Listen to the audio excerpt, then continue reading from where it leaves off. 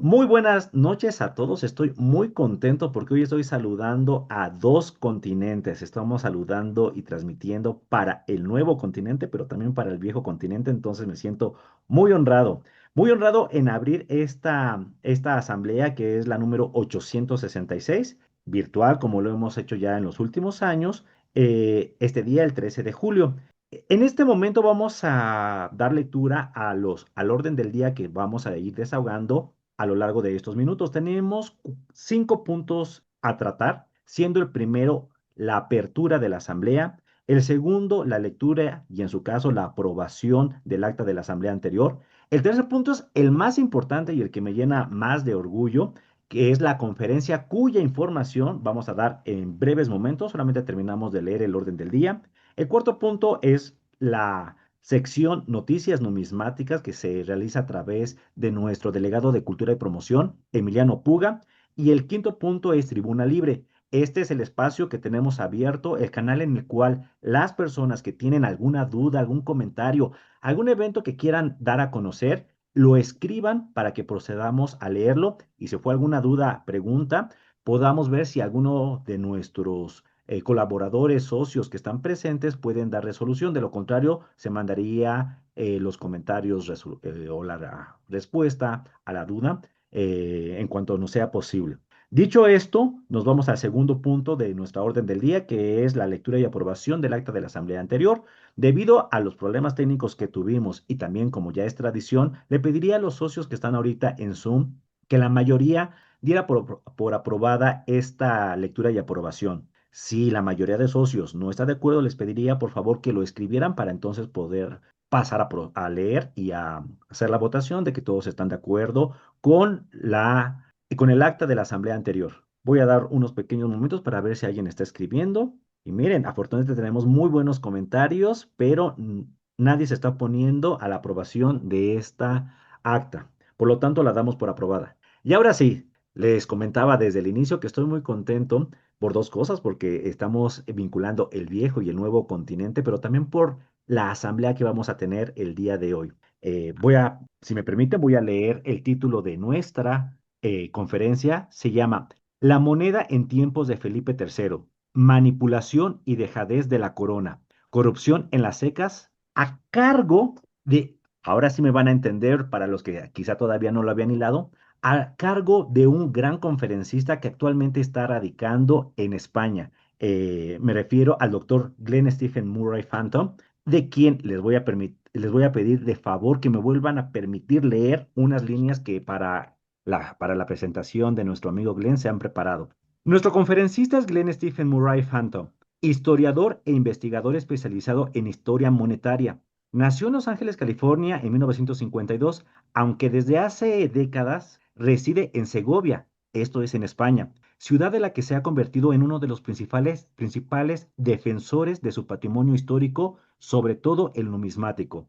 Es licenciado en estudios hispanoamericanos por la Universidad de Miami y doctor en historia por la Universidad de Valladolid. Su trayectoria comenzó como fotógrafo en diversos países andinos en Sudamérica y ahí, déjenme les cuento, es donde nació su interés por la numismática y por las antiguas secas de moneda. En 1987 descubrió la antigua casa de moneda de Segovia en uno de sus viajes. En ese momento, esta casa se encontraba en un estado de abandono. Ese encuentro marcó el inicio de un proyecto de vida, impulsar su rescate, restauración y la transformación en el museo que hoy conocemos a los que hemos tenido la fortuna de ir al Museo Numismático en Segovia. Ha sido investigador de la Real Casa de Moneda de España, fundador y presidente de la Asociación de Amigos de la Casa de Moneda de Segovia, y es autor del proyecto museográfico que hizo posible la rehabilitación del histórico Real Ingenio. Además, déjenme decirle que si para estas alturas todavía no fuera suficiente su nivel curricular numismático, les voy a decir que ha escrito más de 100 obras, entre artículos y libros. Entre ellos, hay muchos estudios de la Seca de Madrid, de Burgos, de Potosí y de Lima. Y finalmente, su labor ha sido reconocida internacionalmente, destacando el Premio Europa Nostra. Esto por su dedicación a la conservación del patrimonio cultural. Además, ha recorrido Europa documentando antiguas secas y ha publicado más de un centenar de artículos sobre estos temas. Ahora me entenderán por qué para mí es un gran honor tener aquí presente a Glenn. Glenn, muchísimas gracias. Siempre es un gusto tener autoridades numismáticas que nos brindan de una manera tan desinteresada todo su acervo, todo su conocimiento numismático. Bienvenido, muchas gracias por estar aquí con nosotros. Bueno, muchísimas gracias por la invitación. Es un honor estar ahí. Bueno, más o menos, es una pena no poder estar ahí con Glenn vosotros, Murray, son porque, las 3 de la mañana donde estás. porque si, Muchas gracias. si hubiera sido más gustoso coger un avión y ir a México, vamos. La Eh, hora de la mañana aquí sí, son las 3 y algo, pero bueno, eso da igual. Así es que encantado poder hablar con vosotros y seguimos. El auditorio, el público es tuyo. Vale, entonces empezamos. Por favor, si puedes compartirnos la presentación que nos has preparado. Vamos a ver, esto era con el botón verde, ¿no? Ahí. Y luego toda la pantalla y esto, ¿no? Muy bien, ya estamos empezando a ver. Por favor, vete a tu presentación para que la veamos. Ahí, ¿no? Muy bien, y todavía no se ve como presentación. Listo. Ahí. A ver, se ve todo, ¿no? Lo vemos perfectamente.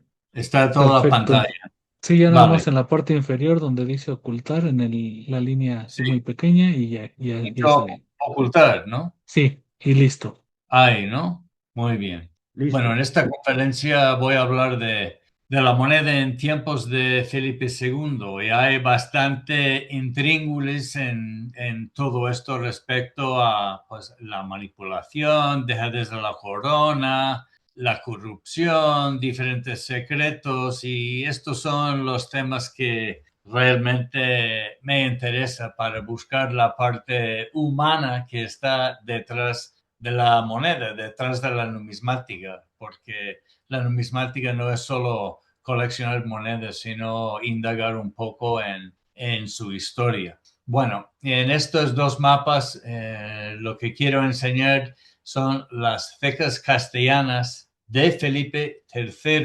durante su reinado. En España tenemos unos cuantos, los que venían ya de los reyes católicos, Burgos, Cuenca, La Coruña, Granada. Madrid es la única casa de moneda que funda Felipe II, por eso lo digo, perdón, Felipe III y por esto lo tengo en rojo ahí. Segovia tenía dos casas de moneda, la Casa Vieja y el Real Ingenio, Casa de Moneda en Sevilla, Toledo y Valladolid.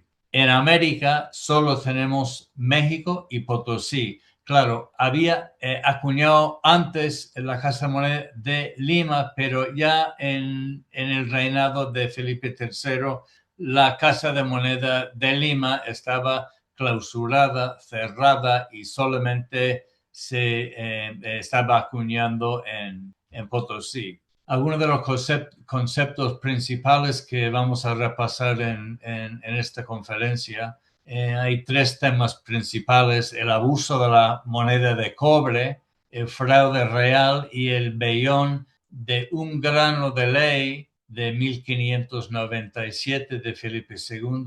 Luego la serie de 1602, que es un invento del duque de Lerma, la ceca del reino de Valladolid, que era bueno, ya lo comentaremos, el famoso Juan de Mariana y su publicación de Monete Mutatione de 1609, que casi le costó la vida protestando sobre la moneda, la devaluación de la moneda, el viaje secreto de Felipe III a Portugal en 1618, un rodillo de prueba de 1620, quizás señalando una nueva moneda que estaba programando Felipe III y es la única moneda realmente castellana con el busto de Felipe III.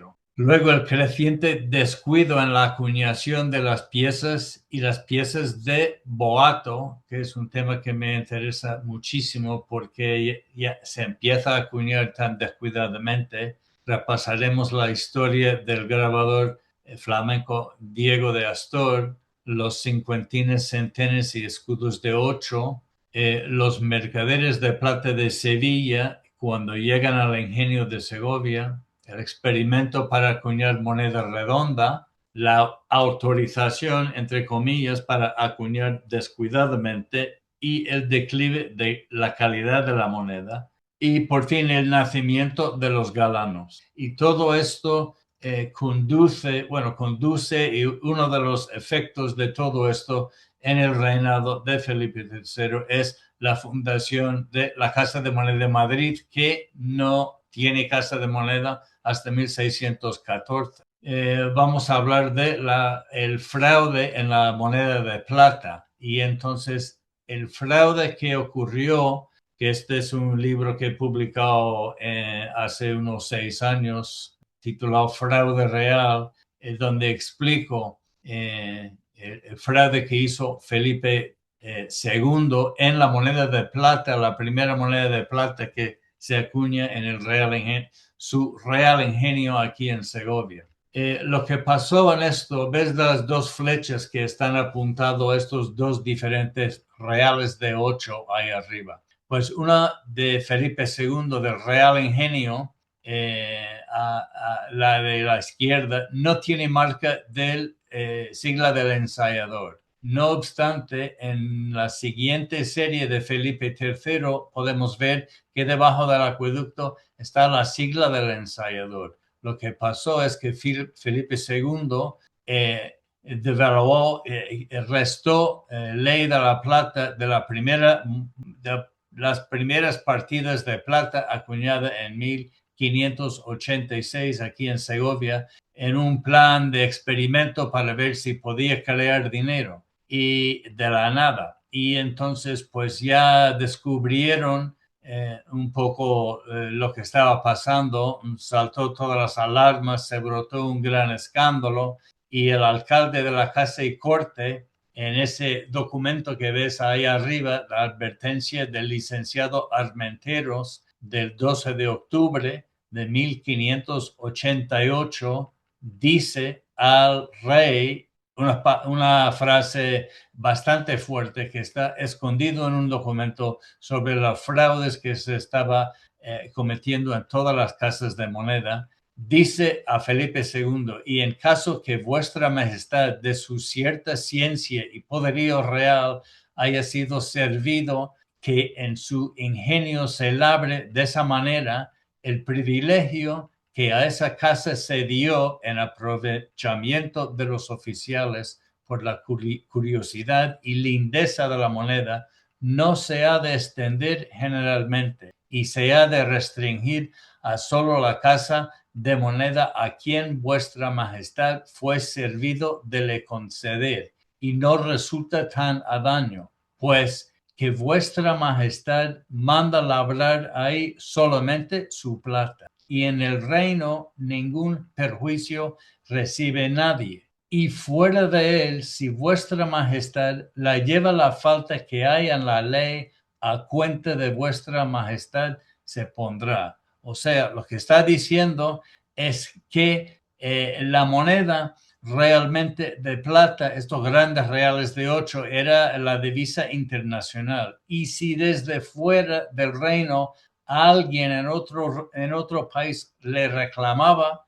la falta de ley en la moneda, lo iba a cobrar directamente a Felipe II. Y por otro lado, que aquí en España, en Castilla, nadie le iba a reclamar nada y no iba a pasar nada. Entonces lo que hace Felipe II en su serie de Vellón Pobre, que acuña desde 1598 a 1602, solo en el Real Ingenio, lo que hace es quitar casi toda la liga de plata que hay en la moneda de Vellón, que antes tenía bastante liga de plata en la moneda de cobre. Y entonces lo quita en esta primera serie que ves ahí a la izquierda. Luego, lo que hace Felipe III, que su reino es lo que estamos hablando ahora, se acuña básicamente la misma moneda, quitando absolutamente toda la liga de plata, acuña una serie de monedas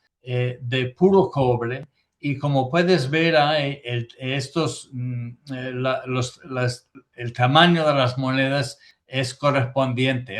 O sea, se puede ver lo que Felipe II estaba acuñando por 4 maravedís con una pequeña liga de plata. Felipe III acuñaba una pieza de 8 maravedíes de puro cobre sin plata alguna. Y encima de todo, como Felipe II solo labraba esta serie en el Real Ingenio, pues tampoco había mucha moneda, pero lo que hizo Felipe III era labrar esta moneda de cobre en 10 diferentes casas de moneda en España. El culpable de todo este trama era el duque de Lerma, que en esa época, cuando comienza Felipe III, era el tesorero también de la Casa de Moneda de Burgos desde 1601. Y entonces ahí se puede ver las dos diferentes monedas. El invento del duque de Lerma para crear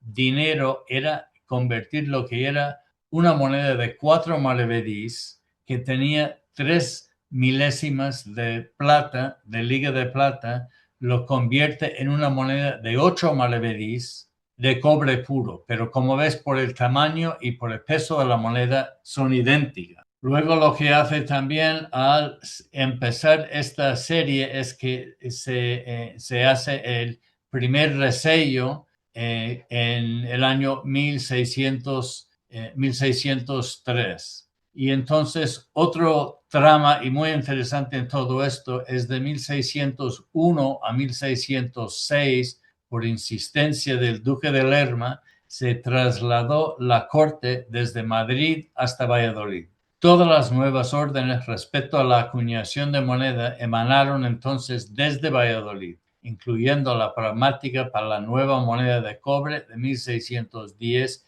y la orden para el resello de 1603. Recordamos que Madrid en este momento no tenía casa de moneda y no lo iba a tener hasta 1614. Este maniobra de Duque de Lerma para llevar la capital de España desde Madrid hasta Valladolid era una trama inmobiliaria, porque lo que había hecho primero era comprar bastante terreno muy interesante en Valladolid, que lo iba a vender a toda la gente de Madrid, de la corte que iba a vivir a Valladolid. En el resello de 1603 podemos ver que estas instrucciones, como ya no hay casa de moneda en Madrid todavía, la ceca del reino realmente más importante en ese momento es la Casa de Moneda de Valladolid. Y la Casa de Moneda de Valladolid tiene esa marca de ceca, que son las líneas curvas que representan los campos de Castilla, los surcos de campo de Castilla. Eso es el documento con los dibujos de cómo se había de resellar las monedas de 8 maravedís, 4 y 2 maravedís. Luego se llegó a acuñar tal cantidad de esta nueva moneda sin liga de plata y de cobre puro que se prohibió la labor por insistencia del reino durante un periodo de 10 años, que son los años que tengo colocados ahí en morado. Aquí en España he investigado la cantidad de moneda acuñada, que siempre es uno de los temas que más me gusta, y que estoy haciendo ahora para la moneda boliviana, para un libro que estoy escribiendo para la Casa de Moneda de Potosí. Pero vamos, quedamos con nuestro tema aquí. Esta serie de puro cobre, ahí tengo una línea donde empieza el reinado de Felipe III en 1602. Y se puede ver, por ejemplo, en las dos casas de moneda de Segovia y en la de Burgos. En Segovia, en el Real Ingenio, se está acuñando, pues en 1602, cuando se empieza esta serie, pues 100 toneladas de moneda al año, y se va incrementando 103, 120, 105 toneladas y luego se prohíbe la acuñación de esta moneda durante 10 años. Pero luego Felipe III empieza a planificar un viaje supuestamente secreto a Portugal y necesitaba dinero para financiar ese gran viaje que iba a hacer. Y se decide financiar ese viaje con la acuñación de moneda de cobre y con la moneda de cobre comprar moneda de plata que se iba a necesitar para gastar en Portugal para el viaje.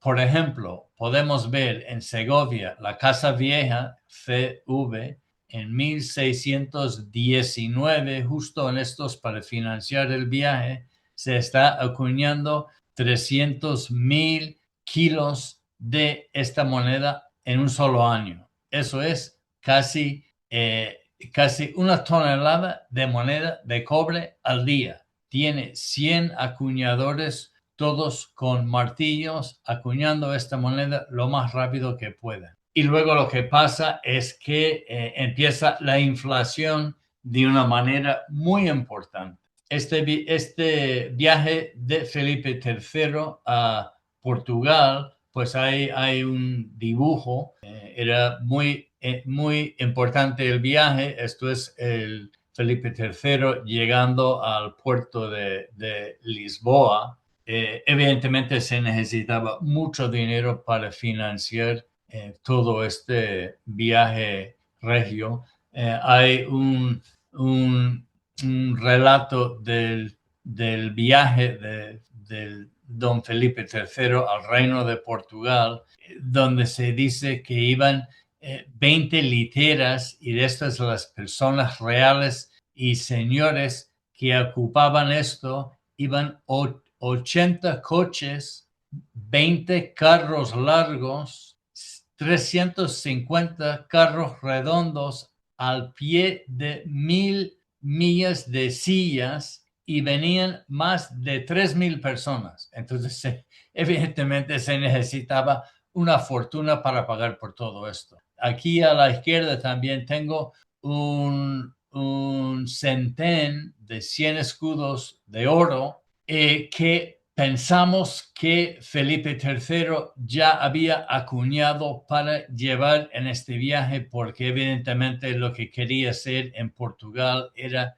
que los portugueses que nunca le habían visto, y porque Felipe III nunca había viajado a Portugal, a pesar de que era rey de Portugal, quería que todos los grandes de Portugal le adoraban y le respetara. Y entonces para conseguir esto, evidentemente se iba cargado con muchos regalos para dar a todo el mundo ahí. Y por eso creemos que algunos de los cincuentines y centenes que se acuñaron en 1617 y 8, pues se hicieron para llevar a Portugal.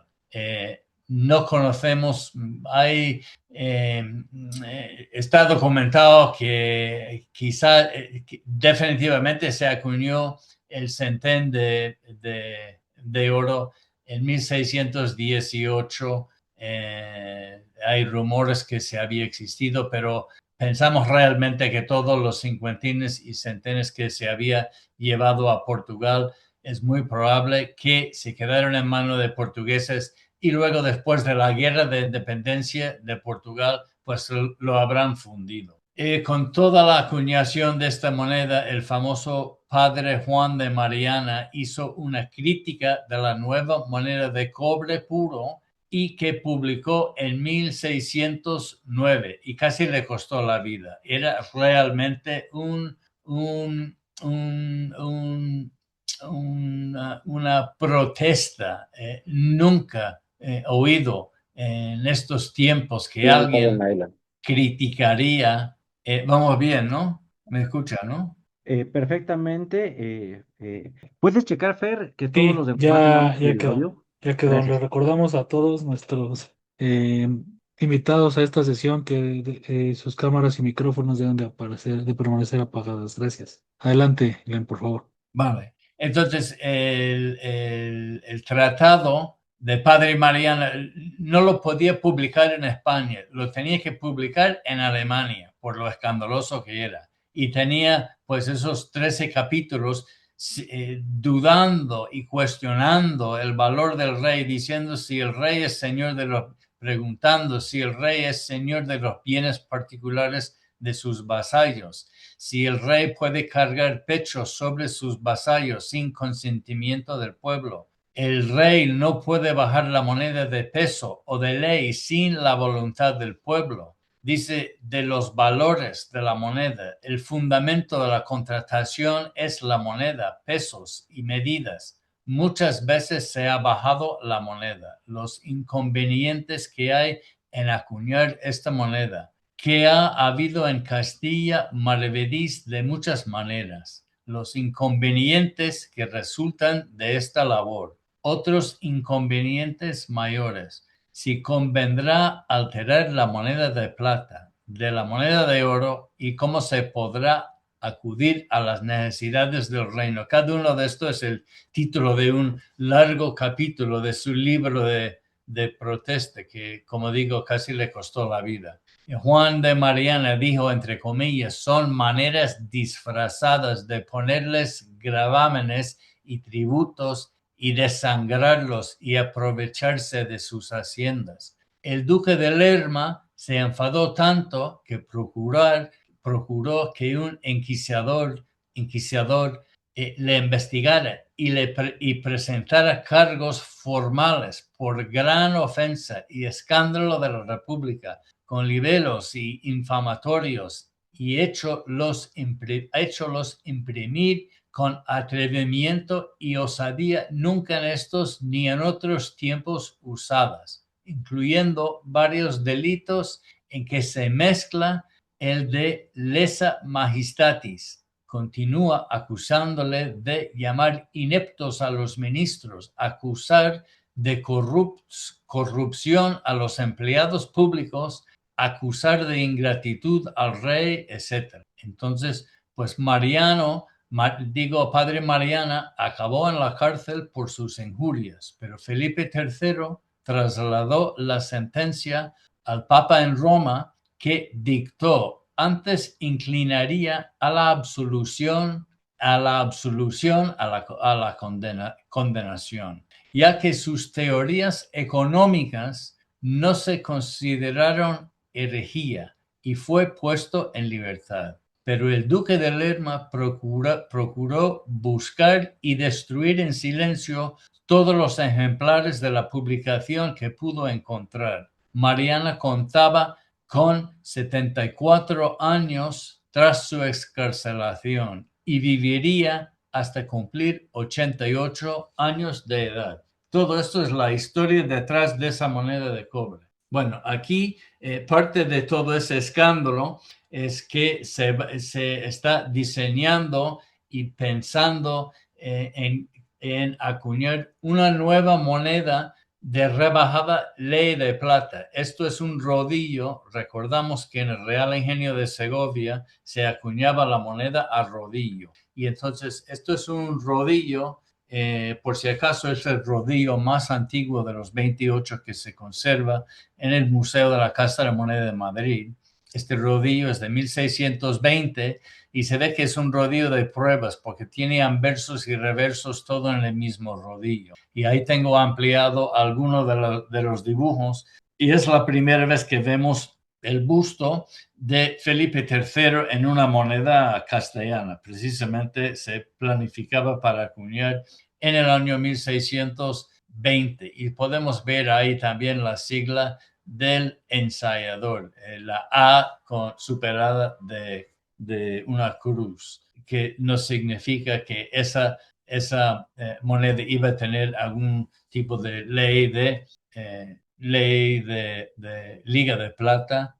Vamos a ver la corte pucelana. Bueno, pucelana es el apodo que usamos aquí en España para Valladolid. Entonces, cuando está la corte en Valladolid, es toda una historia, un escándalo de especulación, sátira y análisis entre esos personajes que pongo ahí abajo. Ahí hay un grabado antiguo de la ciudad de Valladolid en esta época. Ahí tenemos los retratos del duque de Lerma, que es el detonante de todo ese escándalo, el traslado de la corte hasta Valladolid desde Madrid, la devaluación de la moneda, y ahí están las fechas que Valladolid era capital de España, 1601 a 1606, que es ya cuando Felipe III devuelve la capitalidad a Madrid.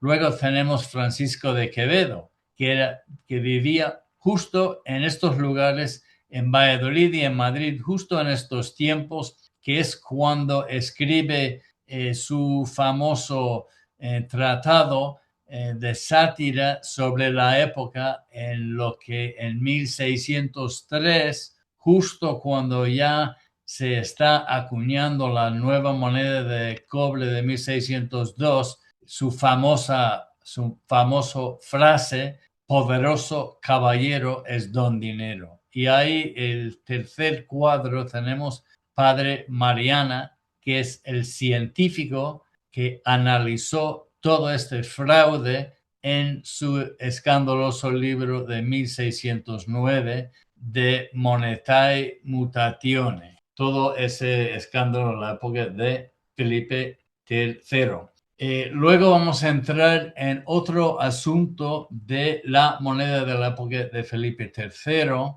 precisamente aquí en España, y con protagonista la Casa de Moneda de Segovia. Esto es un libro que he publicado ahí a mano izquierda hace un par de años, Boato y Tecnología, con la portada de la Casa de Moneda de Segovia. Y es un libro en lo que tengo fotografiado y documentado la historia de todos los cincuentines de 50 reales de plata, centenes de oro, de 100 escudos de oro, y también los escudos de 8 que se acuña por primera vez aquí en el Real Ingenio de Segovia, precisamente en el reinado de Felipe III. Y ahí arriba tengo la rúbrica de Diego de Astor, que es el grabador inventor de estas monedas. La historia de Diego de Astor es muy interesante. El nuevo grabador del Real Ingenio, Diego de Astor, era un joven emigrante flamenco con apenas 24 años de edad cuando fue nombrado el tallador o grabador del Real Ingenio. Tenía muy buenas recomendaciones. Juan Bautista Lavagna le recomendó también. Francisco de Mora, que era el arquitecto del rey, dijo al producirse el fallecimiento del tallador o grabador titular del Real Ingenio en 1608, dice: parecióme que a nadie se podría dar mejor este oficio que a este maestro Diego de Astor, explicándole también que Abresellos, que fue su primer ejercicio, en opinión de Lavagna, y dándole su majestad este oficio le tendremos seguro en España para todo lo que fuere necesario para su real servicio en estos oficios, y así no se nos escape este mozo y se nos vaya a Flandes, pues nadie está por delante de él en la suficiencia. Y entonces él fue nombrado el grabador del Real Ingenio el 11 de febrero de 1609, y es el primer año que salieron los primeros cincuentines, centenes y probablemente los escudos de 8. Y todo esto a manos de un inmigrante flamenco de 24 años de edad. Menuda historia detrás de estas monedas. Diego de Astor nació hacia 1585 en Flandes y vivió en Toledo desde 1600. Ceán Bermúdez, en su diccionario histórico de los más ilustres profesores de las bellas artes en España, nos recuerda que Astor fue discípulo de El Greco en Toledo. Y ahí son dos grabados, obras también de Diego de Astor. Luego es Felipe IV que le encarga a Diego de Astor la fundación de la Casa de Sello, donde empieza en 1637 a fabricar el papel sellado del reino. Y entonces es este grabador, Diego de Astor, el encargado de fundar la Casa del Sello para el papel sellado, y ahí son algunos de sus grabados de los sellos en el papel, que se ve que son muy parecidos a lo de la moneda. Esos también son más dibujos del sello del papel sellado. Aquí en este cuadro a la izquierda enseño durante el reinado de Felipe III, empezando con los primeros cincuentines y centenes en 1609, las fechas que conocemos: los cincuentines en gris, 50 reales de plata, los 8 escudos de oro y las 2 monedas conocidas de centenes, que son 100 escudos de oro. Y lo que está en verde son años que la documentación nos dice, nos comprueba que efectivamente se acuñaron estas monedas, pero hoy no se conoce. Y el primer documento que tenemos sobre la acuñación de estas monedas de gran boato está ahí a la izquierda. Es el tesorero de la Casa de la Moneda, Baltasar de Arceo, en 1613, y dice: Su Majestad de palabra le ha mandado acuñar estos doblones de 8,5 reales para su servicio, y cincuentines y centenes. Y lo que nos dice ahí también, y lo tengo ahí en la foto con el duque de Lerma y el duque de Saboya, que estuvieron en 1613 en la primera visita documentada con el rey al Real Ingenio para la acuñación de estas monedas, mientras que los grandes, el rey y sus grandes invitados, recibieron cincuentines y centenes. Se acuñaron varios miles de flamantes piezas de un real, que es lo que tengo ahí en la foto, para regalar al servicio, a los niños, los criados que les acompañaron y todo esto. Entonces, normalmente en todos los documentos donde se pide acuñar cincuentines y centenes, también se va mencionando, particularmente cuando se pide en el mes de noviembre, también se utilizaban esas monedas pequeñas de un regal como regalos. Hay foto de un cincuentín de 1620, que es el que pide el conde de Chinchón. Ahí en el documento pide: el conde de Chinchón suplica a vuestra señoría mande dar licencia para que en el ingenio se pueden labrar 50 reales de a 50, que en ello recibirá mucha merced. Entonces luego el secretario apunta y se acuña también otros 50. Y ahí se ve el palacio del conde de Chinchón con el acueducto atrás. Y este palacio del conde de Chinchón lo tengo a 50 metros de mi puerta aquí, de mi casa. Así que esto es una vista que he sacado con mi teléfono de la casa del vecino. O sea, aquí tenemos otra petición.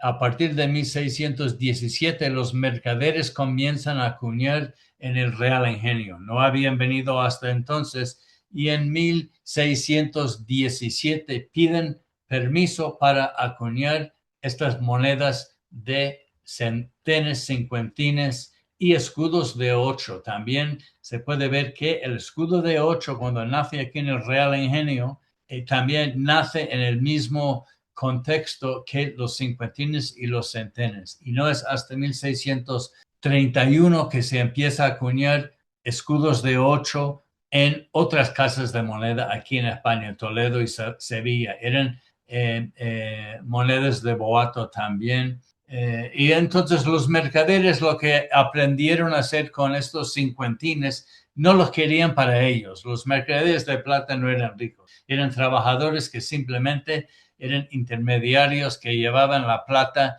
de los grandes potentados, lo llevaban a acuñar en la Casa de la Moneda y les llevaba sus monedas. Y entonces lo que hacían con un real de a 50, un cincuentín, era, por ejemplo, venderlo al dueño de la plata por, pongamos, 100 reales. No sabemos exactamente a cómo se vendía, pero en esto se ganaban sus 50 reales vendiéndoles estas monedas. Hay un acuerdo que se hace con los mercaderes a partir de 1617 en que pueden traer la plata desde Sevilla para acuñar hasta Segovia, dándoles todas estas ventajas que se ve en esta lista y que no les daban en otras casas de moneda, que incluía también casa y vivienda aquí mismo en el Real Ingenio, mientras que se acuñaba su plata, que solía tardar unos 4, 5 o 6 meses.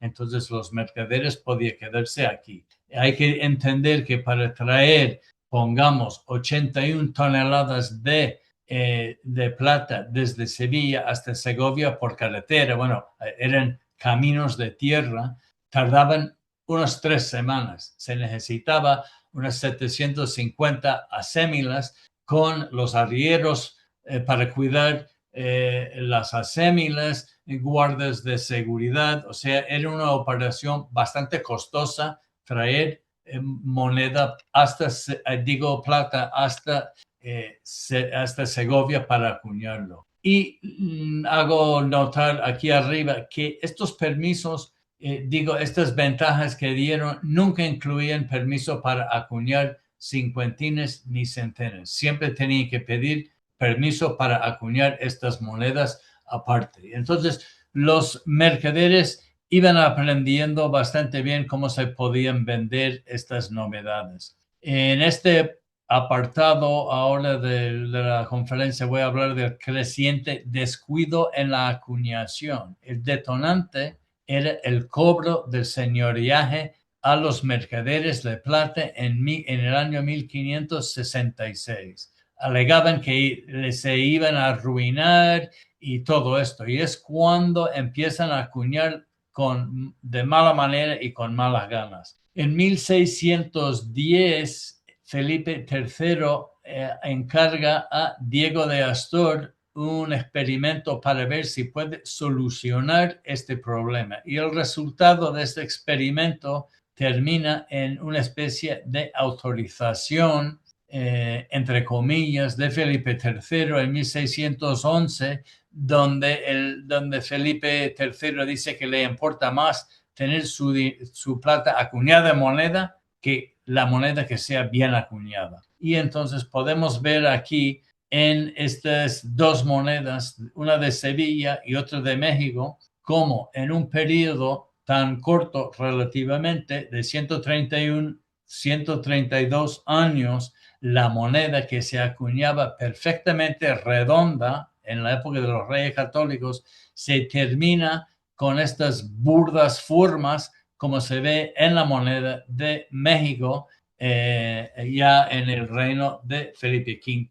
En suma, no se pudo arreglar este problema con la acuñación a moneda, a martillo. Entonces es en 1610 que Felipe III encarga a Diego de Astor si puede resolver este problema. Y entonces Astor prepara unas muestras de monedas redondas con cerco y que él mismo acuñó aquí en Segovia, pero a martillo. Y estas muestras fueron enviadas a las diferentes casas de moneda peninsulares con la real cédula del 1 de noviembre de 1610 para que en adelante se acuñara todas las monedas como las muestras de Diego de Astor. Y a continuación vamos a ver el resultado en monedas de Toledo, como un ejemplo, de antes y después de 1610. Aquí hay unas monedas. A la izquierda podemos ver la perfección con que se acuñaba la moneda en la época de los reyes católicos. Ya en la época de Felipe II todavía se labraba la moneda más o menos redonda, pero ya se labraba más y más deprisa porque llegaba más y más plata. Y entonces en el reinado de Felipe III, en la misma casa de moneda en Toledo, podemos ver ahí abajo pues unas monedas que son casi cuadradas de forma, ya que los monederos están acuñando con tanta prisa que no se preocupa en redondear la moneda. Cuando se acuñaba martillo, había que poner todas las monedas en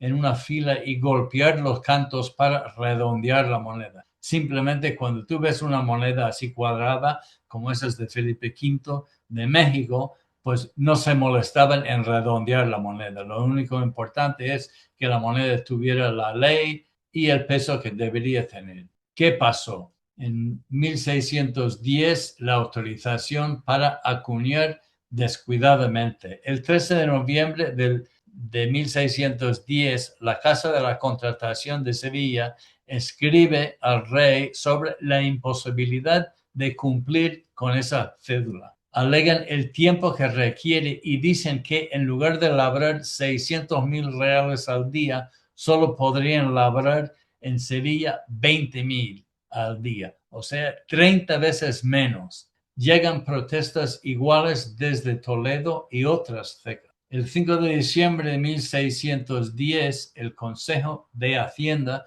suspende la cédula y lo hace por haber tenido prioridad labrar rápidamente y de manera convencional para atender los pagos urgentes de los hombres de negocios de Flandes, la Armada de Mar Océano y la Tesorería General.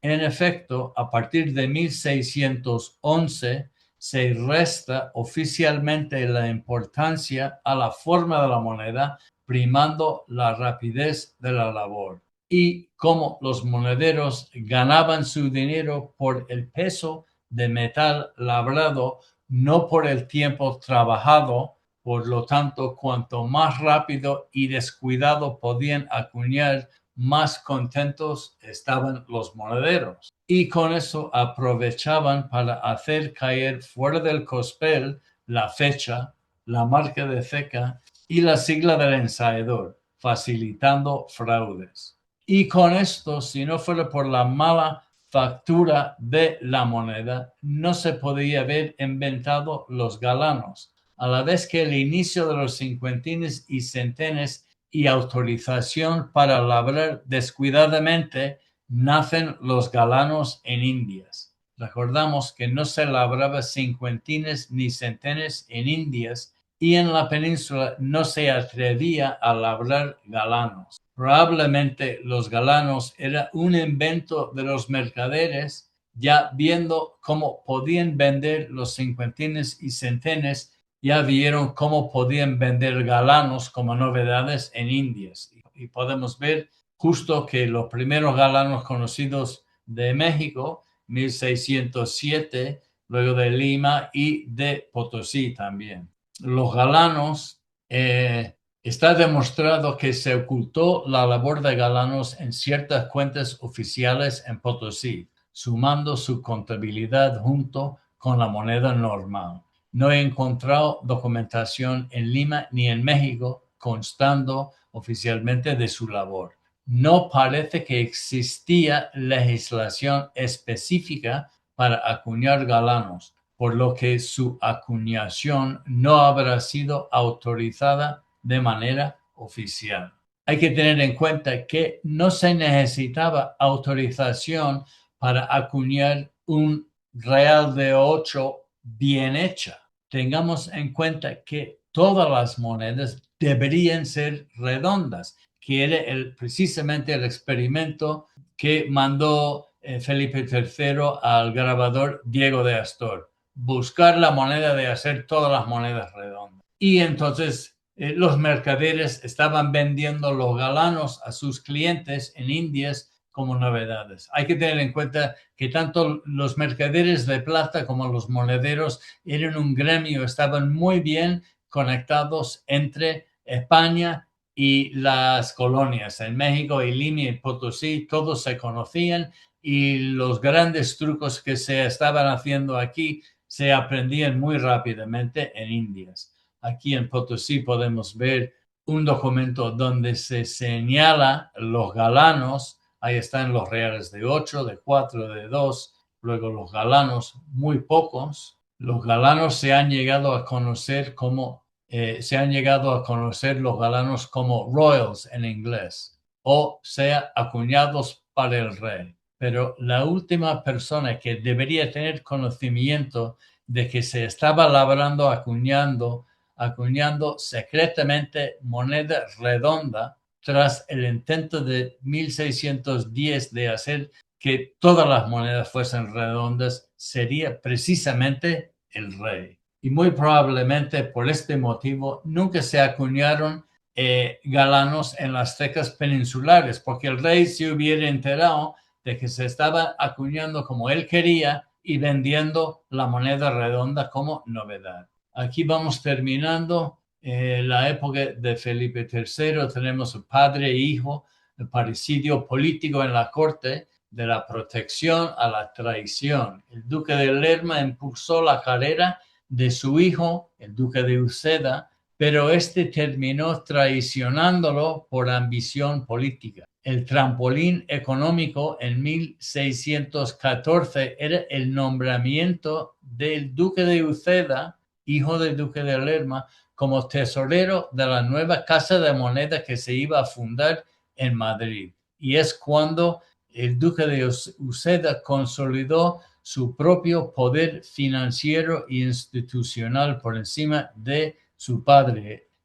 La caída del duque de Lerma tuvo lugar realmente en el año 1618, cuando su hijo aprovechó el desgaste de su padre por la crisis de la moneda de cobre y se alió con el confesor real para desbancarlo.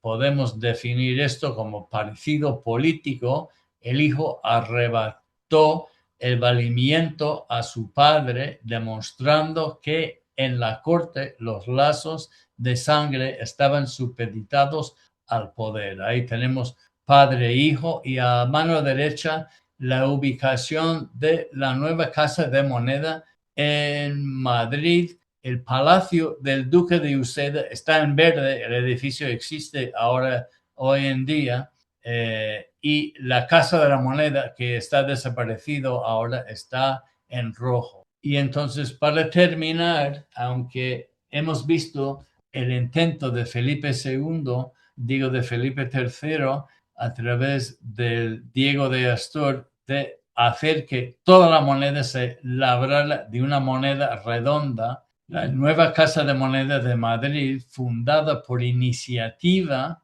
del ensayo de Diego de Astor en 1610, que es cuando se debatió la conveniencia de tener una casa de moneda en la capital del reino bajo la vigilancia del Consejo. Pero las primeras monedas de Madrid, salieron tan mal acuñadas como en las demás tecas. Ahí tenemos algunas de las primeras monedas que se acuñaron bajo las narices del propio Consejo, ahí mismo en Madrid, tan descuidadamente como siempre, porque siempre daban prisa a tener la plata acuñada lo más rápido posible y no a la forma de la moneda. Y con esto termino. Madrid, la única ceca fundada por Felipe III.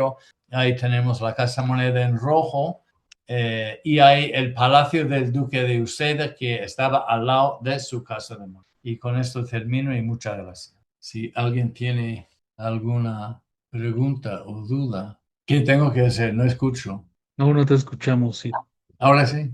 Pero me escuchaba en la conferencia, ¿no? Claro, un segundo, por favor. Vale. Listo. Gracias, Fer. Por las cuestiones técnicas, ninguno de nosotros podíamos hablar. Gracias, Fer, por permitirme el audio. Glenn, ah, ¿cómo empezar? Estás condensando la información, la investigación que has hecho durante décadas, desde finales de los años 80, cuando te enamoraste yendo a Segovia, de la parte numismática hasta nuestros días, con toda esta Perdón, información. hay que matizar algo. Yo soy coleccionista de monedas desde los 7 años de edad. O sea, no he empezado ya de viejo, he empezado de muy pequeñito.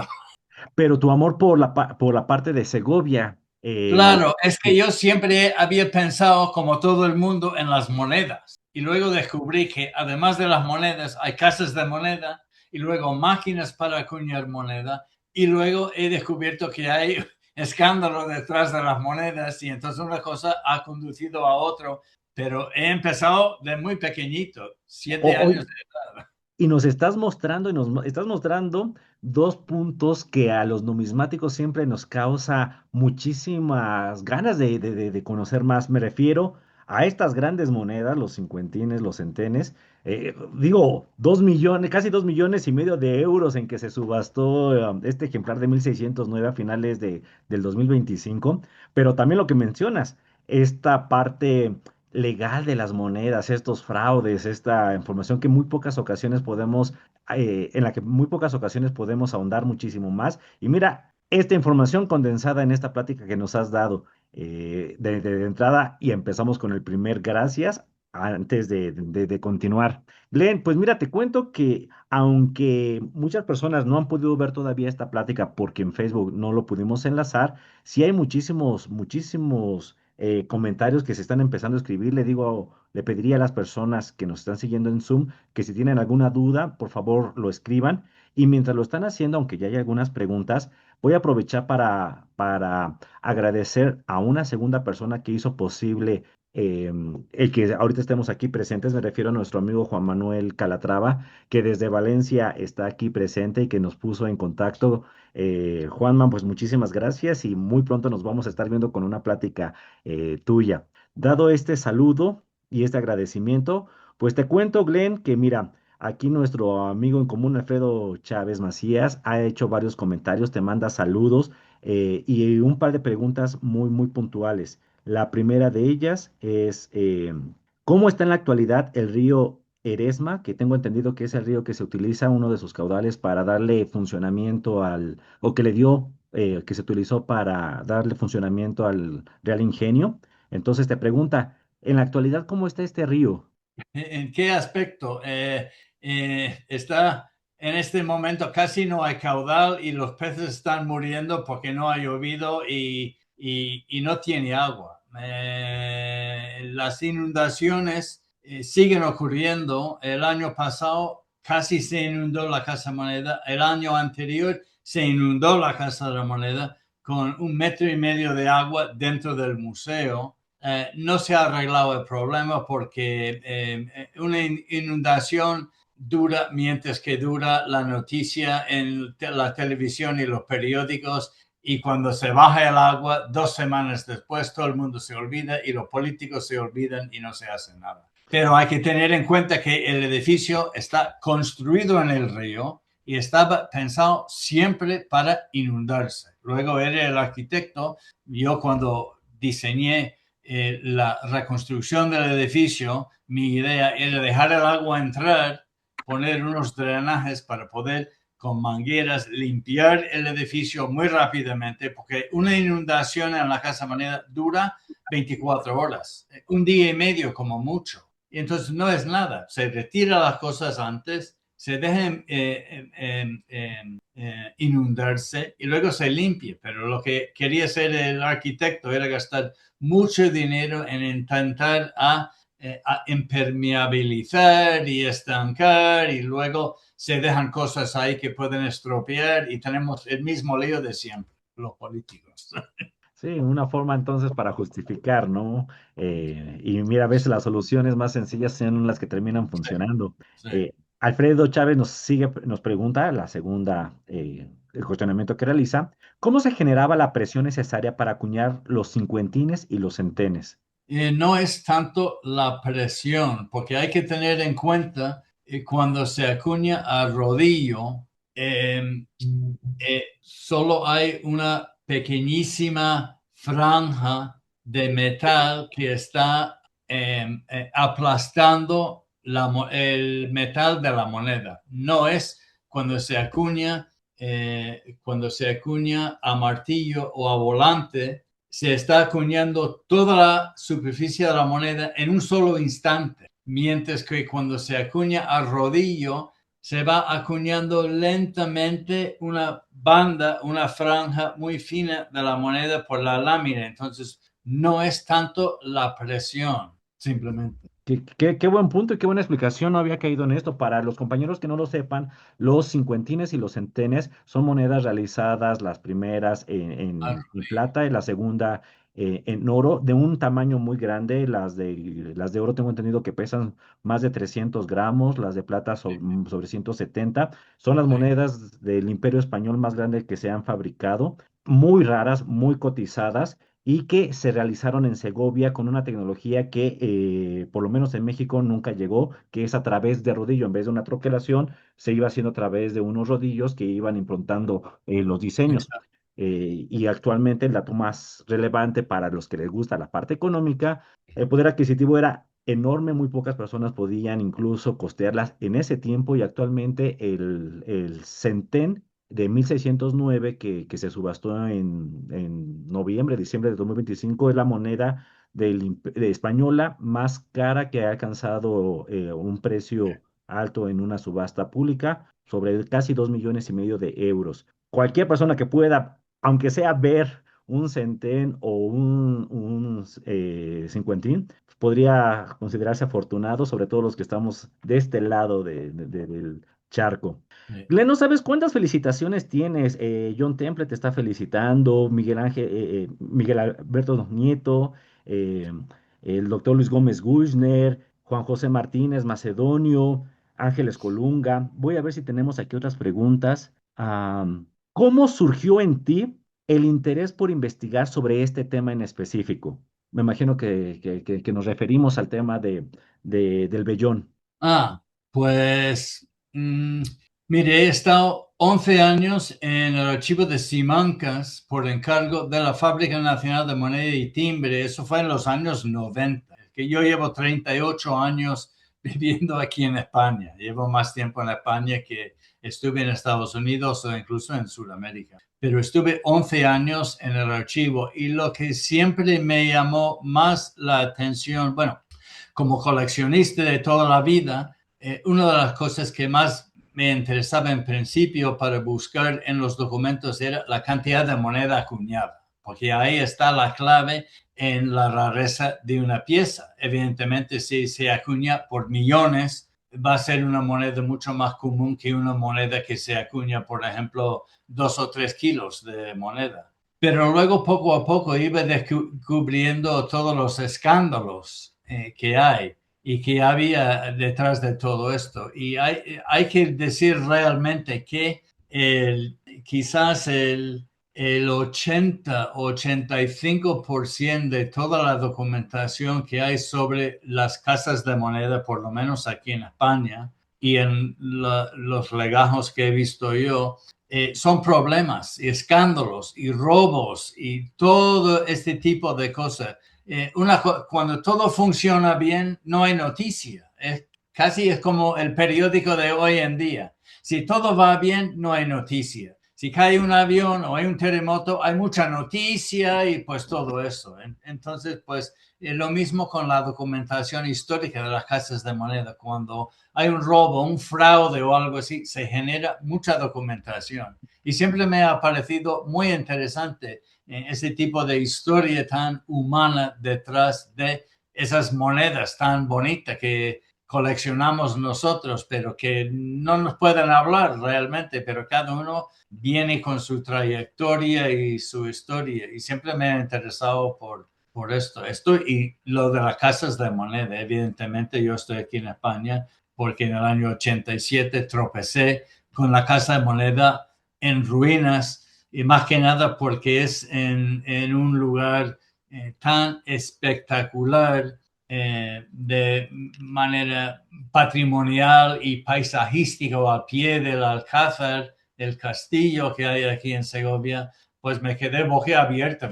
Este edificio es una casa de moneda y está en ruinas y está aquí parece Disneylandia realmente. Segovia parece Disneylandia, con el acueducto, la catedral y el Alcázar.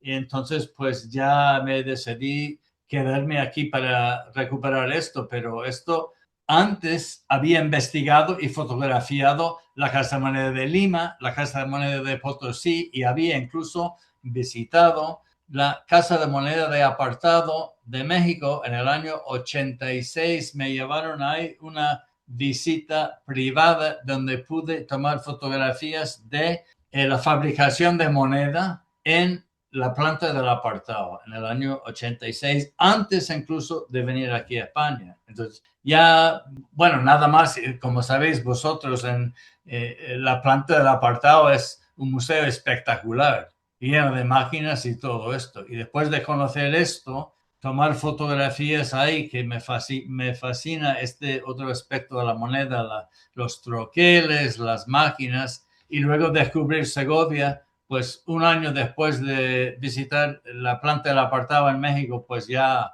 sabía que iba a quedarme aquí a hacer esto. Qué bonito hacer de la pasión un proyecto de vida como lo has realizado. Eres un gran ejemplo que nos puede inspirar a muchísimos de nosotros para hilar lo último, lo penúltimo que acabas de decir. Voy a unir un comentario que nos está haciendo eh, Macedonio Tames. Más que interrogante, esta estupenda conferencia nos está provocando a muchos a estudiar y estudiar estas piezas. No, perdón.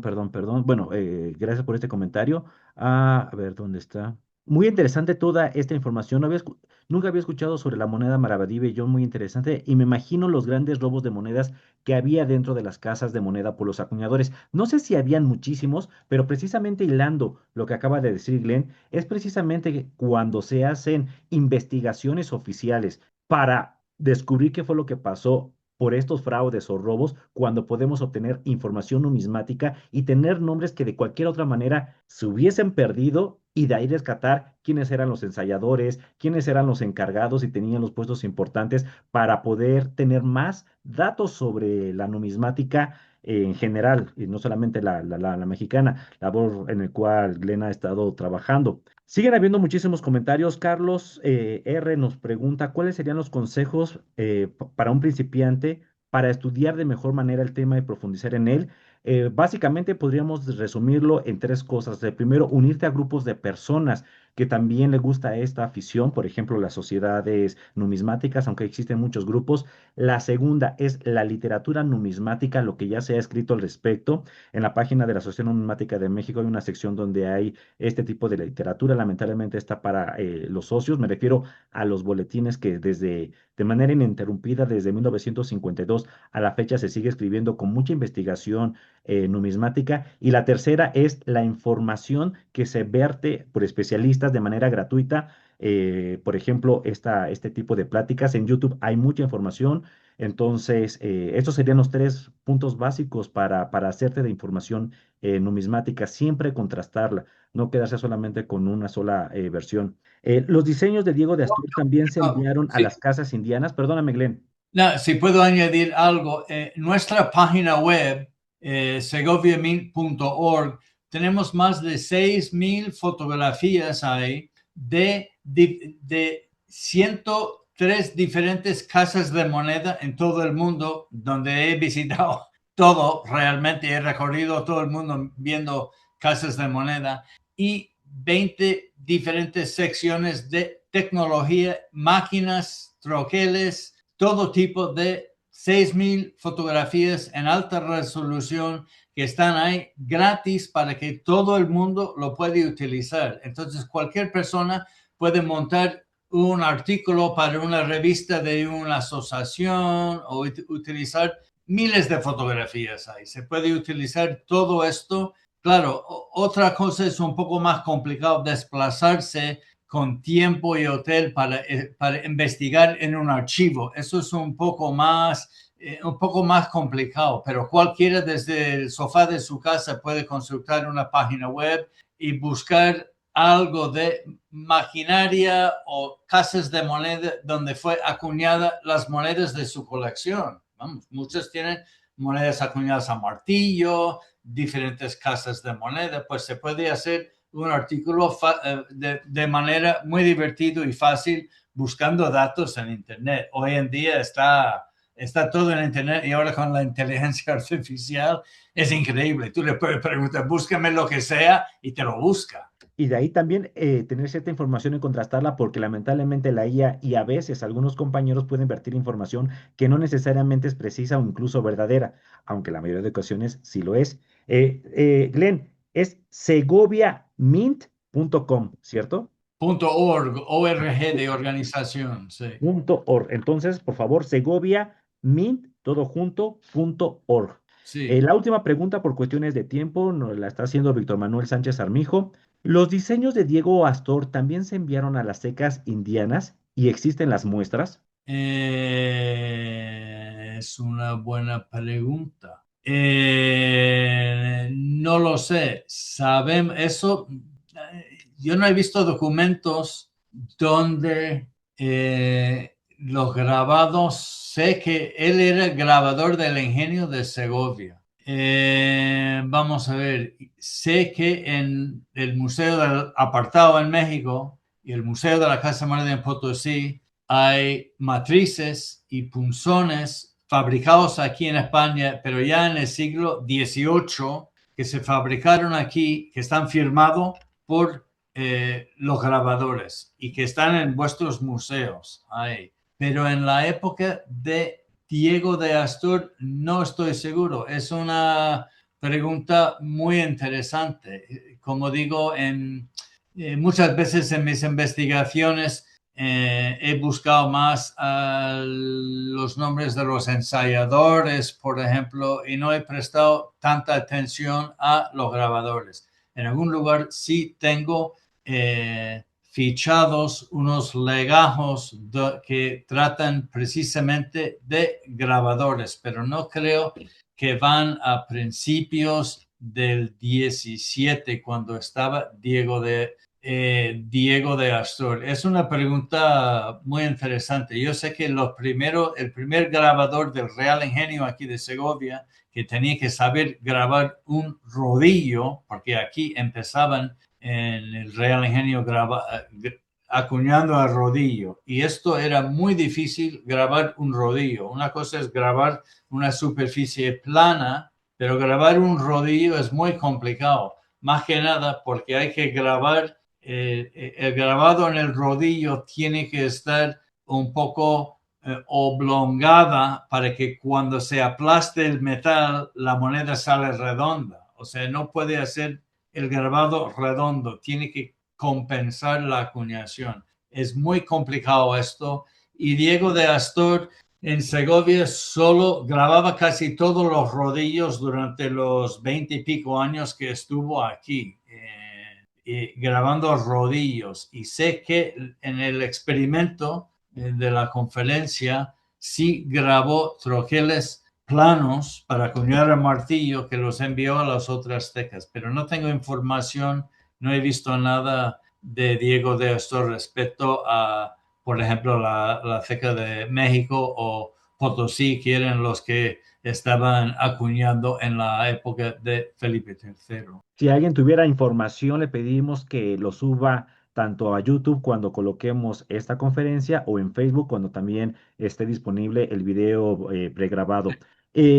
Para despedirnos, Glenn, me gustaría, porque varios están preguntándolo, ¿cómo se llama el título del libro que publicaste y además dónde se pueden adquirir tus obras? Bueno, todos mis libros están en la página web. Se puede ir a nuestra página web, segoviamint.org, y hay un apartado, hay publicaciones y están todos los libros. Lo malo es que es muy caro, incluso aquí en España, enviar un libro de un punto de España a otro. Nuestros libros son bastante económicos. O sea, el libro que hemos sacado el año pasado de la Casa Moneda de Segovia lo vendemos por 10 euros. No obstante, cuesta 6 euros enviarlo por correo.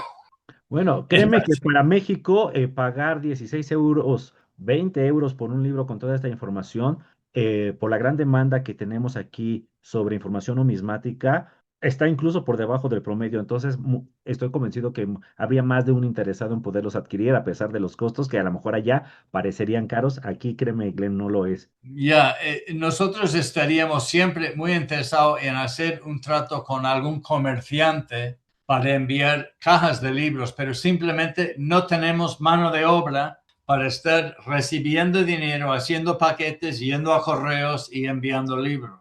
Somos una asociación pequeña y yo me encargo mucho de la investigación. Lo que estoy haciendo ahora, acabo de estar un mes en Potosí, en Bolivia. En octubre vuelvo a Bolivia otra vez y el año que viene en Potosí es la celebración del bicentenario de la primera moneda acuñada en Potosí, digo, la primera moneda republicana. Vamos a publicar un libro ahí, vamos a acuñar una moneda ahí, estoy muy liado con estas cosas. Entonces, no tenemos gente realmente para atender al menudeo de libros. No obstante, si alguien, pues hemos hecho un trato con un comerciante aquí en España que nos ha comprado la mitad de nuestra tirada de 1000 libros de la Casa de Moneda de Madrid. Y entonces esto sí conviene. Algún que otra vez a Sedgwick en Orlando, en la Florida, le hemos enviado algún caja de libros. Sí podemos enviar una caja de 20 libros. Eso sí podemos hacer, pero no podemos estar con el menudeo de un libro aquí, otro ahí, contestando y pues todo, no sé si me entiende. Algunos de nuestros libros tenemos también en Amazon. Y si, según lo que entiendo, hay una manera en Amazon, en muchos lugares, donde se puede comprar un libro digital y te lo imprime el propio Amazon en su centro de impresión y te lo envían desde ahí. Y por ejemplo, seguramente tienen este servicio en las grandes ciudades en México, como por ejemplo en CDMX, seguramente Amazon tiene una imprenta donde se puede comprar un libro digital, ellos te lo imprimen ahí y te lo envían a mucho menos coste, o libro digital también. A mí me gustan los libros digitales, el PDF, porque la imprenta no gana nada, no hay que tumbar árboles, no se gasta tinta, no se gasta correos, y entonces, pero la gente quiere el libro en papel. De momento, yo creo que nuestros bisnietos ya serán tan digitalizados que les daría realmente igual, no lo sé. Muchas gracias, Glenn. Entonces, algún distribuidor interesado para que puedan contactar a través de la página. Glenn, Sí. te vamos a presentar este diploma virtual que para esta ocasión se ha realizado. Fer, ¿me podrías por favor apoyar proyectándolo? Ahí está Juanma en la Casa de Moneda de Madrid. Es bonito tener compañeros de ambos lados del continente unidos por la numismática. Glenn, si me permites leerlo, la Sociedad Numismática de México, AC, otorga el presente diploma al doctor Glenn Stephen Murray Phantom por la destacada participación en la Asamblea número 866 celebrada el 13 de julio de 2026 con la conferencia magna La moneda en tiempos de Felipe III, manipulación y dejadez de la corona, corrupción en las secas de una franja del lado izquierdo al centro el sello de la Sociedad Numismática de México y firmando un servidor, Siddhartha Sánchez Murillo, como presidente de la Sociedad Numismática de México. Glenn, nuevamente muchísimas gracias y esperamos Muchísimas verte gracias. pronto con otra investigación realizada por ti. Muy bien. Bueno, muchísimas gracias y ahora me voy a la cama. Faltan poco para las 5 de la mañana. Y ya hay Sí. que levantarse a trabajar. Te dejamos, Glenn. Muchas gracias. Pero no dejamos a nuestro público porque todavía tenemos dos secciones más. Ambas son muy rápidas. Les pediría que se queden. La siguiente es nuestra sección de noticias numismáticas. Y mientras se conecta, mientras se prende la página, Emiliano, me gustaría, Emiliano, pues ventanearte y comentarte que estás regresando. Creo que todavía estás en el aeropuerto. Vienes de Madrid, mira qué coincidencia. Pues Nos mira dónde estamos estoy, regresando a mira, España. estoy frente a la Casa de Moneda de Madrid. Mira, Este, te envidio muy fuertemente. pues nada más para comentarte que efectivamente estuvimos ahí la semana pasada, bueno, hace 2 semanas ya. Pero fue una convención, ¿cierto? Es la segunda Es, ocasión, tercera ocasión que se realiza Esta esta. es la tercera ocasión que se realiza el evento internacional de Madrid. Principalmente, bueno, está organizado tanto por lo que es Jesús Vico, Luis Domingo y Sedgwick también. Y bueno, va enfocado a...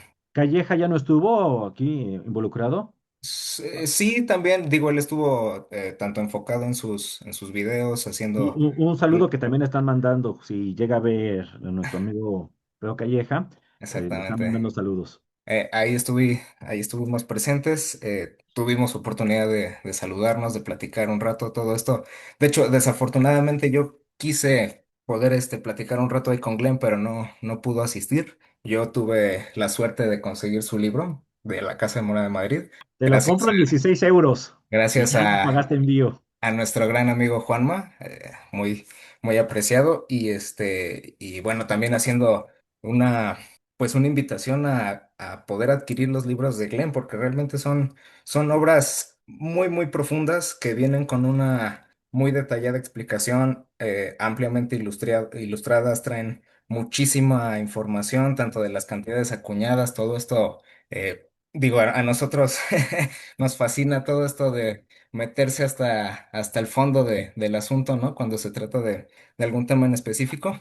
Y bueno, yo o sea, por parte de nosotros, aparte de lo que fue la convención, creo que de lo más destacable es la parte cultural, ¿no? Que nos deja a final de la tarde, que no solamente es, digamos, comerciar, ¿no? Sino también es poder conocer y ampliar un poco nuestras áreas de conocimiento y todo esto. Oye, Eh, pero como parte de la delegación mexicana, como mexicano, a ver, si va un mexicano allá, ¿qué tipo de piezas podría encontrar? ¿Qué se puede ver? Digo, yo no tenía expectativas la primera vez que fui. Te digo, es la tercera vez que llevo asistiendo a esta convención y está tomando cada vez más fuerza. Vas a encontrar principalmente lo que es época virreinal. No vas a ver, digamos, grandes rarezas. Pasa como aquí, ¿no? Ya no es fácil encontrar piezas raras, ¿no? En alta condición. Por ejemplo, en tiendas numismáticas y demás, es muy complicado por el mercado en línea, ¿no? Y el mercado de las subastas, que es lo que ya principalmente se está haciendo en todo el mundo. Pero vaya, por lo mismo, en este evento muchas de las casas de subasta españolas organizan sus subastas, fechas cercanas, para que la gente que vaya pues tenga la posibilidad de estar presencialmente y bueno, si es posible incluso recoger algunas piezas, ¿no? Digo, aquí hay que hacer la mención de que se necesita un permiso de exportación y un documento de aduanas para poder sacar piezas numismáticas de España, pero finalmente pues tienes la oportunidad de revisar las monedas en mano y demás, que digo, en lo personal es algo muy importante y pues nada, yo creo que es un evento que va a tener que ser recurrente, al menos para nosotros, en los próximos años. La verdad es que sí. Y esa unión, mira, aquí nos está diciendo Manuel Cruz, todos los domingos en la Plaza Mayor hay venta de monedas en Filatelia y para los que tienen oportunidad de irse al Rastro y después a la Plaza Mayor, seguramente van a encontrar piezas. Creo que es uno de los lugares en donde en este mundillo de los mercados de pulgas se pueden conseguir más piezas, yo creo que a nivel mundial. ¿Pudiste ir a a Plaza Mayor? Esta ocasión no, pero ya la había visitado antes y sí, déjame decirte que, o sea, es todo alrededor de la Plaza Mayor, se ponen los puestos, ves muchísimos timbres, ves tanto monedas modernas, moneda colonial, moneda antigua, entonces puedes encontrar, sí, sí, si te pones de puesto en puesto a buscar cosas, claro que puedes encontrar, ¿no? Pero Oye, bueno, nosotros, para terminar esta sección, porque bueno, hay que aprovechar la experiencia de alguien que pudo ir a esta convención. A sí. ver, siendo muy honestos, dinos una cosa positiva y una cosa negativa de tu experiencia en esta convención. Algo que te haya gustado y algo que no te haya gustado. Seré breve y yo creo que lo más positivo es la visita a los museos que hay allá. El alojamiento ahí en el hotel que está de fondo donde tú estás ahorita. No sé Sí. cuánto cueste la noche, pero creo que te deja la bóveda abierta. Y lo peor, yo creo que, pues que no pude comprar las piezas del museo. Yo creo que eso eso es lo más terrible, que no pudimos comprar nada de ese museo. De hecho, tengo aquí algunas fotos, no sé si puedo compartir, y va un poco relacionado con lo que Fer, si le presentó puedes dar Juan. por favor el acceso para que sea confitrión, a ver si yo puedo. De Creo que hecho, es sí puedo. coanfitrión. Sí, es Sí, coanfitrión. mira, a ver, ahí están viendo, ¿se está viendo la imagen? Apenas está, sí, ya. Uy, ok.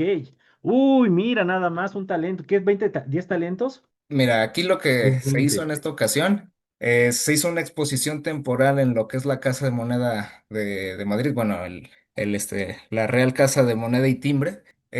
Esta se titula Joyas Numismáticas del Instituto Valencia de Don Juan. Y mira nada más las piezas que pusieron aquí. Estuvieron expuestos algunos de los rodillos de los que hablábamos hace un rato. En este caso son los de los cincuentines. Y Que nos los presten tantito y también un río, por favor. sí, no, y aquí además tenían montados las mismas piezas, o sea, tenían tres, Cierto. tres en una sola vitrina, imagínate, verlas en mano sí es impactante, o sea, son unas monedas que dices son No, unos platos. el año pasado llevaron el centín. Llevaron el centenio y estuvo expuesto también ahí en la convención. Ahora llevaron otras piezas que muchas de estas estaban desaparecidas. Aquí tenemos un 20 excelentes de Segovia y entre lo más destacado pues viene siendo también la parte de los galanos que, bueno, aquí también tenían un tres reales de Carlos y Juana. Pero quiero hacerte un poco el énfasis aquí en los galanos porque estos... eh, rara vez los vas a poder ver con mejor detalle. Tienen Sin este perforación. espectacular 1618/7 de, del ensayador D con un estilo muy particular. Esto Alejandro y yo decimos que tiene como un estilo, no sé, árabe en los castillos o algo Y muy anglosajón en los leones. muy extravagante sin duda alguna.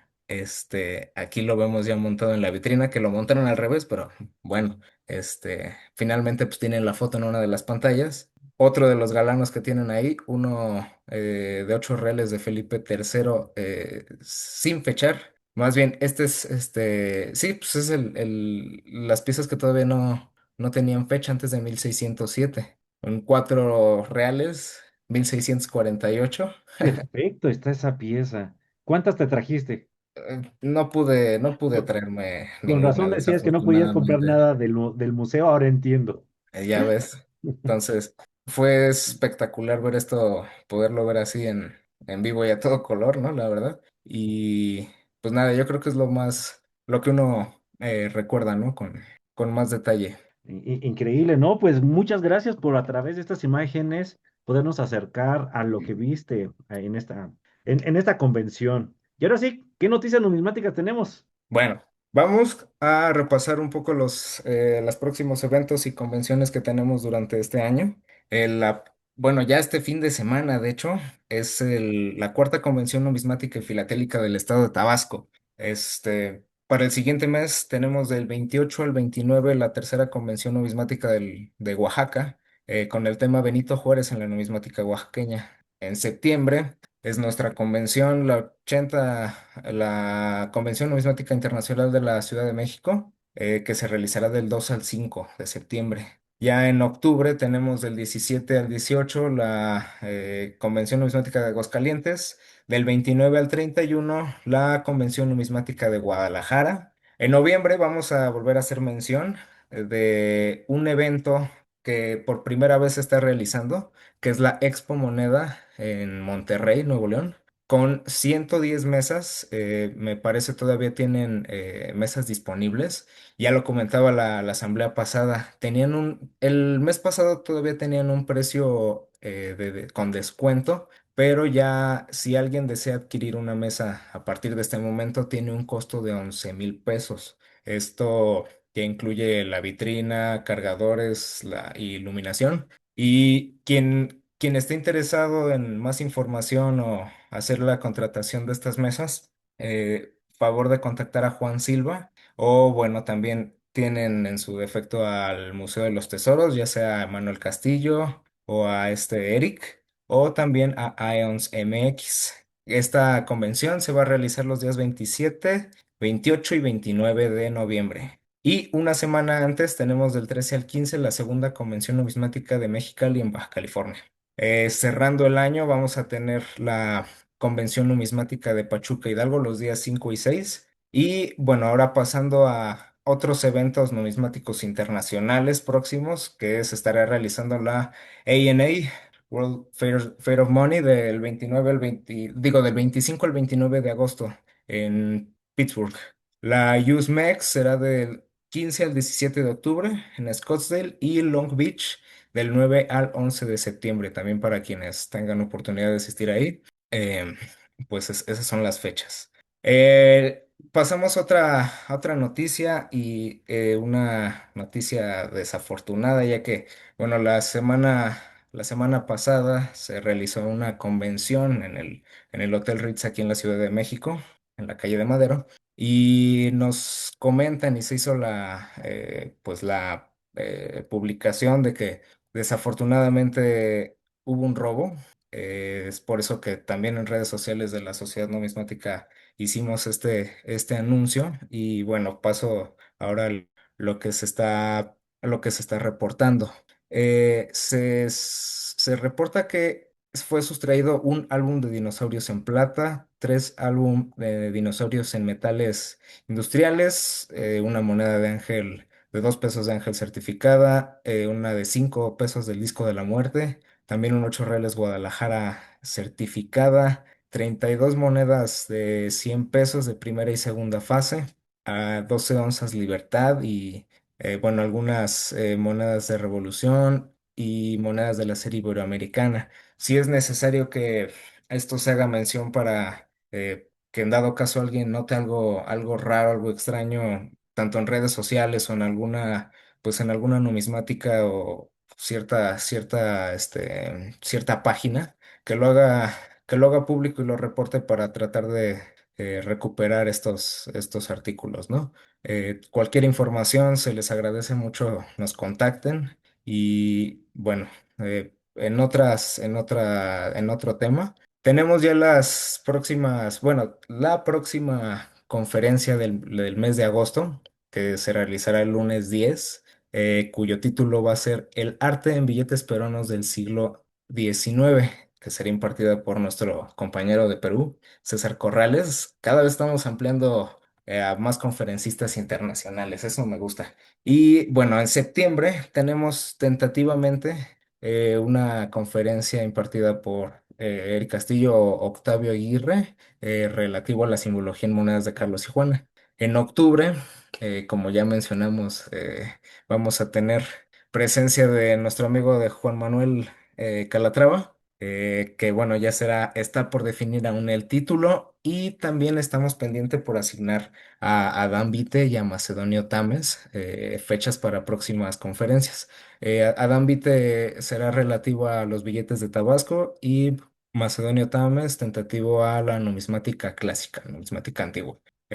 Pasamos al siguiente punto, que es dar los resultados de la trivia de la asamblea anterior, que quienes nos acompañaron recordarán que hicimos cinco preguntas que tenían que contestar para poder ser acreedores a un set de monedas del mundial. Entonces, primero hago recordatorio de de las preguntas que fueron. Esto relativo a la plática de Enrico San Pietro que impartió Pablo Casas. Y la pregunta fue el año de nacimiento de Enrico San Pietro, que fue el 14 de junio de 1890 en Marsella, Francia. El nombre del investigador por el que se descubrió Enrico San Pietro fue Alfonso Quirós Cuarón. ¿Qué billetes falsificó? Los de 20, 50 pesos y 100 pesos. ¿Qué otra asamblea anterior también trató acerca de la falsificación?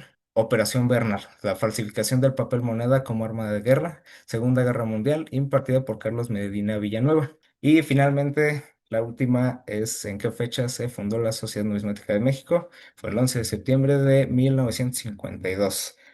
Ahora los ganadores que contestaron correctamente todas estas preguntas fueron Miguel Tello, Adrián González Salinas, Arcos Noriega y Anthony Soberanis. Ya estamos en contacto con ellos Y pues hacemos también invitación a todos aquellos miembros que tengan alguna publicación o que quieran compartir algún descubrimiento, cualquier cosa, realmente todos los temas aquí son bienvenidos, siempre y cuando sean de numismática, por lo cual pueden contactarnos a través de nuestro correo info@sonomex.org.mx. También nos pueden contactar por medio de nuestras redes sociales y bueno, pues no sé si alguien tenga alguna duda, alguna pregunta. Damos unos instantes y un espacio para poder responder a cualquier aclaración acá. Pero bueno, si no tenemos más comentarios, siendo las 8:57 de la noche, daríamos por concluido nuestra Asamblea General número 866. Gracias a todos por estar presentes y gracias a los que siguen aún por acá. Ya estaremos publicando esto en Facebook y en YouTube. Y bueno, sin más que agregar, nos estamos viendo en la próxima. Saludos.